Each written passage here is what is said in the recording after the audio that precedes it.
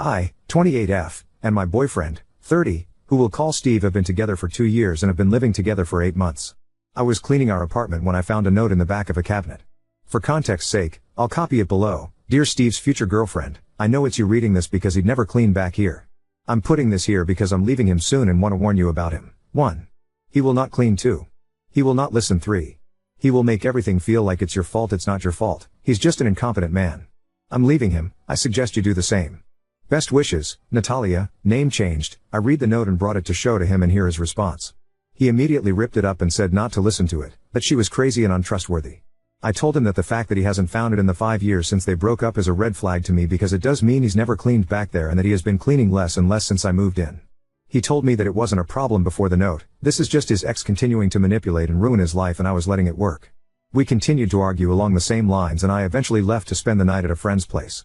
Steve has been a great boyfriend so far. He gets along with my family. He has given me gifts and flowers and always tells me how much he loves me. He's not wrong that the cleaning hasn't really been brought up before. The note made me realize it had been less and less and that we needed to have a full conversation. He texted me afterwards saying he's sorry that I felt like I had to leave but that it's an asshole move for me to take a note over our 2-year relationship and to leave him and our pets alone. I don't know what to do or what to believe right now. I'm contemplating trying to find and reach out to Natalia. Her name in real life is pretty unique so I think I could find her. Steve thinks I should come back home and let it go, that his past should affect our future. I feel like I could be the asshole because everything Steve has said about Natalia does make it sound like she was manipulative and petty throughout their relationship, but I don't know what to trust. Edit. I realized I didn't clarify enough about the points, especially the cleaning. Thought I'd add it here. When we moved in together 8 months ago, the cleaning was 50-50. Since then, he's been doing things less and less and I'd say it's at like 70-30, maybe 60-40 if he listens to me right away, it depends on the week. I have to remind him to do things like bring his plates to the sink or take out the trash and I didn't have to before. The dishes will pile up unless I do them, to the point he said leftover food mold on the plates. I'm not a confrontational person so I was just asking him to fix it when it came up. The note made me reflect on it more and try to have an actual full conversation, and I will say I didn't feel listened to when I talked to him about it. I tried to use the note to start a conversation about cleaning and he got so stuck on that I was listening to his ex instead of him, that he wouldn't listen to what I think are valid concerns. He thinks I'm letting the note have confirmation bias so no matter what he says I'll think he's in the wrong. Also, I didn't leave him permanently. This all happened yesterday and I only spent one night at a friend's because I didn't feel like our conversation was going anywhere last night and he wouldn't let me sleep until I let it go. I'm going back today and wanted to get advice and feedback before I do. Edit 2. I appreciate all these comments with advice. I'm heading back to our place now. My plan is to first apologize for immediately bringing him the note without thinking of his feelings and validate that it's hard to have an ex's message found. That being said, you're alright that I've been letting the cleaning stuff get away. I don't want to be in a relationship where I have to ask him repeatedly to clean. It was pointed out to me that he should have cleaned the shelves during his move from his ex's place. The fact that it hasn't been touched in 5 years is forcing me to take the not seriously. I don't want to throw away 2 years so I'm going to ask him to come up with some clear cleaning expectations with me and designated chores.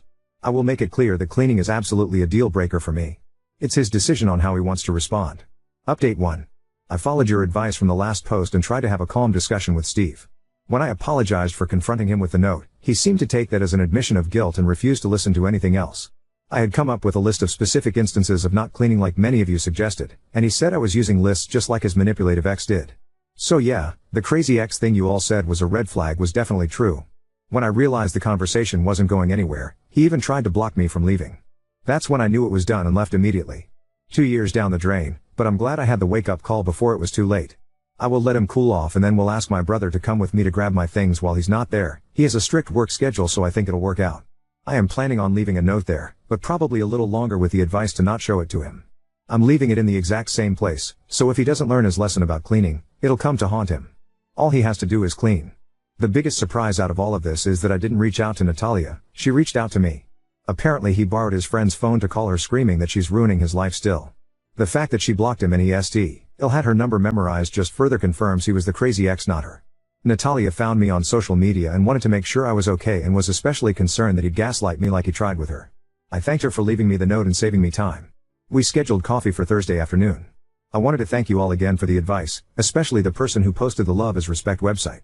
I took the healthy relationship quiz after our conversation and it wasn't great. You called out how he was weaning me into an unhealthy relationship so well.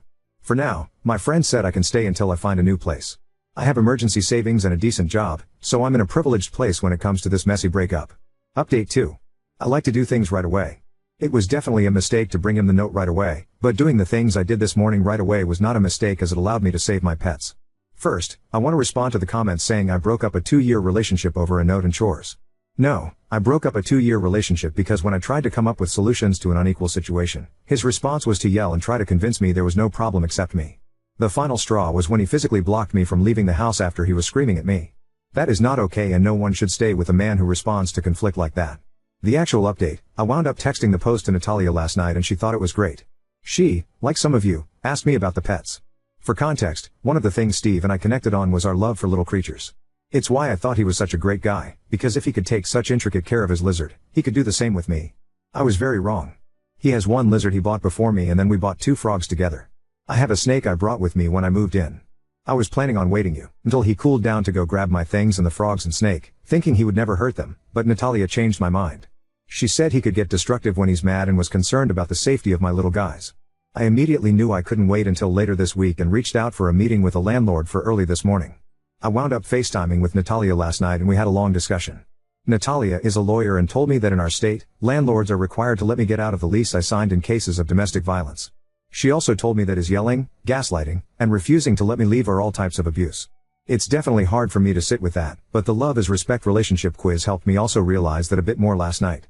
Apparently his constant messaging and control over what I wore and when were signs of abuse too. Anyway, this morning Natalia volunteered to come talk to the landlord with me alongside my brother. As soon as he heard the word lawyer, he was on top of it and said I could break the lease, but would still have to pay for all of August even though I'm leaving 3 days early. I felt like that was fair. He also messaged Steve to say the apartment needed to be empty for emergency maintenance all day today so I could pack my things. Steve messaged back that he was at work all day and wouldn't be home until 6 p.m. When I got into the apartment, it was a mess.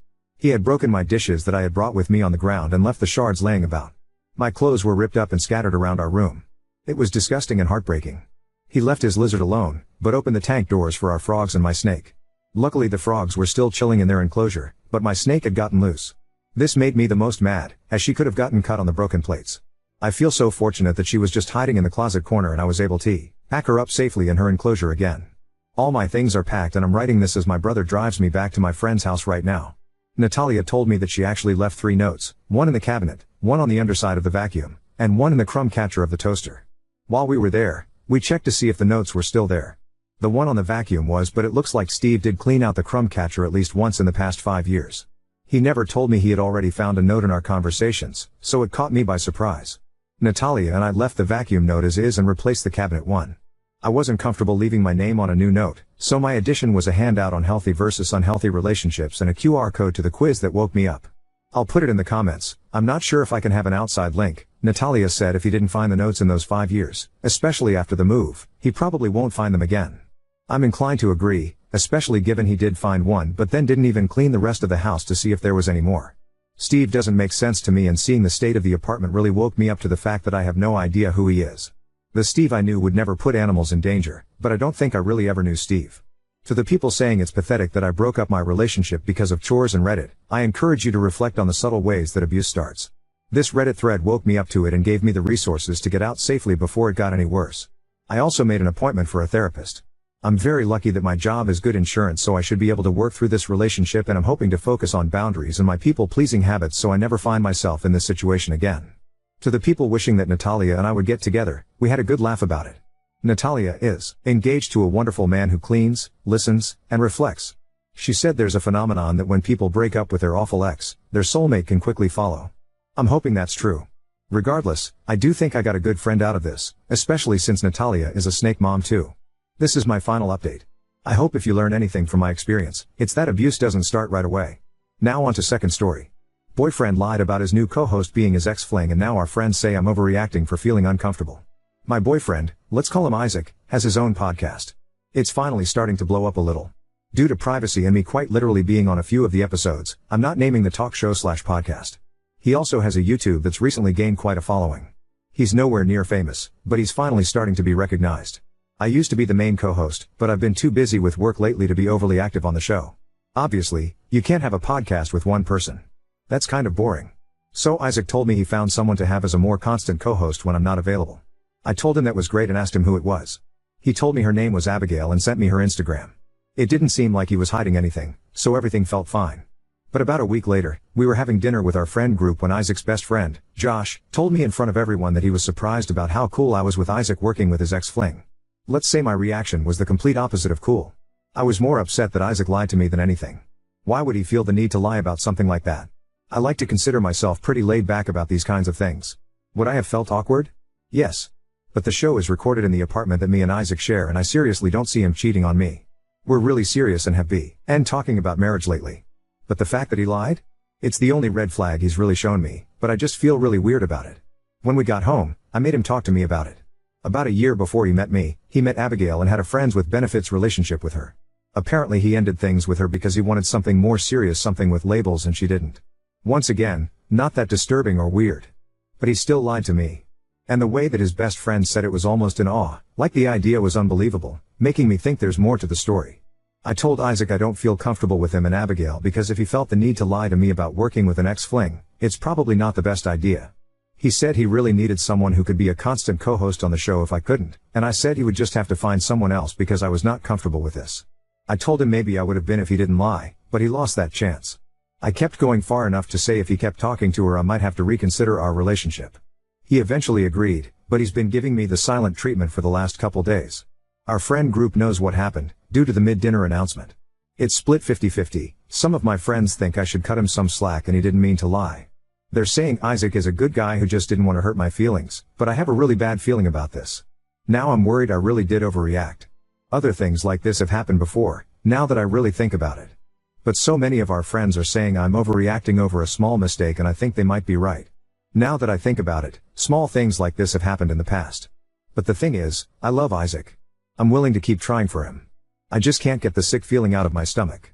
The friends on my side think I should continue to talk to him about this, but I don't even know what to say at this point. Update 1. I was diagnosed with severe anxiety when I was 10 years old. I spent all morning pacing and had a minor anxiety attack before talking to him. Normally things like this make me burst into tears, no matter how major or minor. But I'm proud to say I held my ground. He brought me coffee this morning, something he almost always does. He's been talking to me more now, but there's still this weird distance between us. He brought me coffee, kissed my forehead, and we ate breakfast together. He told me about work and everything felt so perfect, but I knew deep down it wasn't. That this nagging feeling would never go away if I didn't talk about Abigail. So in the most uncouth way possible, I blurted out, "We need to talk." Isaac tensed and finally nodded, surprising me by saying, "We do." 1 point to anxiety. We talked for around 2 hours. I'm going to summarize our conversation. The first thing I asked was how long they've been in contact. He told me that the way they met was from being in the same psychology class in college and being in a study group. This added up. I know that he's still close with that old study group. Some of the guys in that group are his best friends. Josh being one of them. He told me they've stayed in contact through that group chat, but haven't talked one-on-one until recently. The second thing I asked was why the hell didn't he tell me? I teared up a little asking him and he immediately started profusely apologizing. I told him that it hurt to hear it from Josh and not him.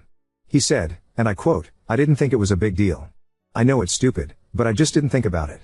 He told me that they aren't the best of friends and she just seemed like a good replacement for me until I could be more active again. I asked why he wanted her and why she was the first thought, and he explained how he wanted to do more topics revolving around college life/classes and study tactics, and she would be a good person to do that with since she was a part of his life during that stage. He told me that he loves me and he never meant to hurt me.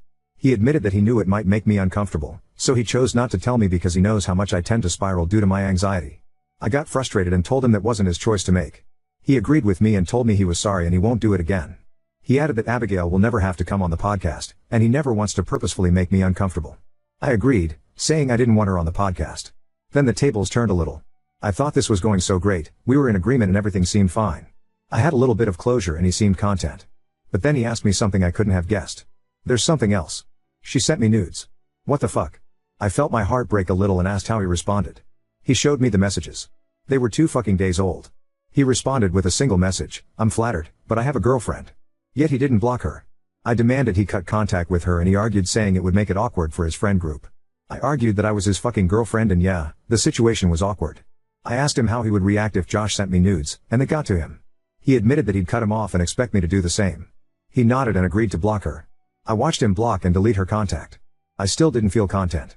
He saw those messages 2 days ago and didn't tell me. That was my breaking point. I basically said, maybe honesty isn't as important to you as it is to me, but if one of your friends sent me nudes I would tell you within minutes. I kept going and started crying, and he did too. He kept apologizing and saying that he hadn't brought it up to me because he felt like I was avoiding him and he wanted to wait until he knew I was ready to talk. Which felt like bullshit because he was giving me the silent treatment. I wasn't considering breaking up in my last post, but now? I don't know. I know this wasn't the update you guys wanted, and I promise there will be another one. I told him that I needed space, and I'm someone who's rare to set my boundaries until I'm really upset. He apologized and tried to hold me, but I stepped back. I'm writing this from my best friend's place. I'm over at her house right now staying the night. I told Isaac we can talk again in a couple days, but right now I need to think things through. The thing is, he cried when I started talking about ending things. Isaac doesn't cry. The only time I've ever seen him cry in our entire 4-year-long relationship was when his mom died. He loves me, I know he does. But I feel so lied to. Maybe I'm overreacting, but right now I just feel betrayed. I'm sorry, and I know this wasn't the update you all wanted. But thank you to all of you. Update 2. A lot has happened, and I'm honestly not sure where to start, but I'll start with this. We broke up. I ended up contacting Abigail. Some comments thought it might be smart, so I reached out to her over Instagram and asked for her side of the story. She had no idea who I was at first. She then seemed very surprised I was contacting her. She realized who I was from the little Isaac told her, but according to her, he said we started dating last month, not 4 years ago. This information really confused me, and I needed to know more. We met up for coffee and she filled me in that they've been hooking up every once in a while, in her words maybe once or twice every 6 months for years. She started crying and hugged me while she apologized, saying she had no idea I'd been his girlfriend for so long. So apparently, their FWB relationship never ended and he had been cheating on me the entire time we had been together. She assured me they had been safe and I shouldn't have anything, but in all honesty, I kind of blanked out. I was with this man for 4 years. I don't blame her in the slightest. I think she wants to keep in contact, but right now it's too painful to talk to her. It's not her fault, it's purely Isaac's, but I just can't deal with anything that is remotely connected to him right now. I'm so confused on whether Josh knew this or not, but I feel like he wouldn't have said anything that night at dinner if he did. I'm so sorry this update took so long. I broke up with Isaac over text, classy, I know, and told him my best friend would stop by to collect his things. I also bought our cat, and said that I'd like to keep her.